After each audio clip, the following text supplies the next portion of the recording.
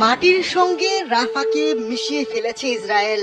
হয়তো কিছুদিন পর থাকবে না গাজাও। এমন আকুতি ভরা বার্তায় ভরে গেছে সোশ্যাল মিডিয়া।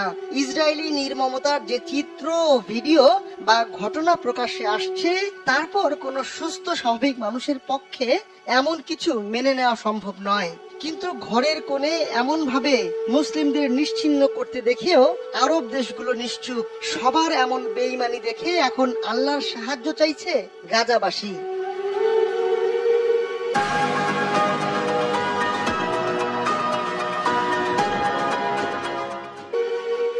রাসূল সাল্লাল্লাহু আলাইহি ওয়াসাল্লাম বলেছেন, সব মুসলমান একটি দেহের মতো।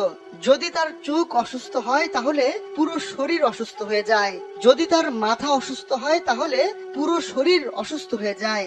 সহিহ মুসলিম হাদিস নম্বর 6754। কিন্তু গাজার মুসলিমরা বোধহয় ভিন গ্রহের কেউ, তাই তাদের দেহে আঘাত লাগলেও সবাই সাইডলাইন থেকে দেখছে। বাঁচার নেই কোনো রাস্তা। অবরুদ্ধ গাজায় তাই হয় তিলে তিলে, নয় বোমা মেরে হত্যা করা হচ্ছে তাদের। গাজা নিয়ে অনেক আগে থেকেই কূট পরিকল্পনা ছিল ইসরায়েলের। সে মোতাবেক নকশাও তৈরি করেছেন ইসরায়েলি প্রধানমন্ত্রী বেনিয়ামিন নেতানিয়াহু। গেল 2023 সালের 7 অক্টোবর থেকে শুরু হওয়া ইসরায়েলি হামলায় গাজার এক প্রান্ত থেকে অন্য প্রান্তে ছুটছেন ফিলিস্তিনিরা। বাঁচার কোনো অবলম্বন নেই, মাথা গোজার নেই ঠাঁই।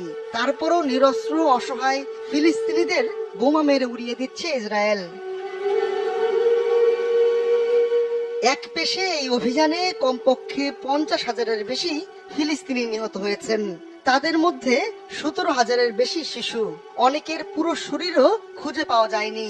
বিমান হামলায় ছিন্ন ভিন্ন হয়ে গেছে দেহ। আবার সম্প্রতি মেডিকেল কর্মীদের লক্ষ্য করে ইসরায়েলের পরিকল্পিত হামলার বিভিন্ন খবরও প্রকাশ্যে আসছে। নিখোঁজ হওয়ার পর রেড ক্রিসেন্টের বেশ কয়েকজন প্যারামেডিকের মরদেহ পাওয়ার পর ইসরায়েলের আসল চেহারা ফুটে উঠছে। বিশ্বে প্রায় 200 কোটি মুসলিম থাকলেও গাজা এখন ধ্বংসস্তূপ। আর সেই ধ্বংসস্তূপে দাঁড়িয়ে বারবার সাহায্যের আহ্বান জানাচ্ছে গাজাবাসী। কিন্তু সৌদি আরব সহ মধ্যপ্রাচ্যের অন্য দেশগুলো ডুবেছে বিলাসিতার সমুদ্রে। পশ্চিমাদের ধ্যান ধারণা আর আমোদে ডুবে থাকা এই আরব শেখরা আমেরিকার আনুকূল্য চান।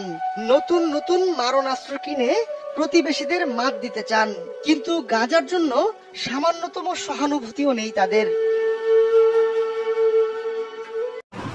মোহাম্মদ হাসান, মিথ্যা মায়ের বন্ধন চ্যানেল।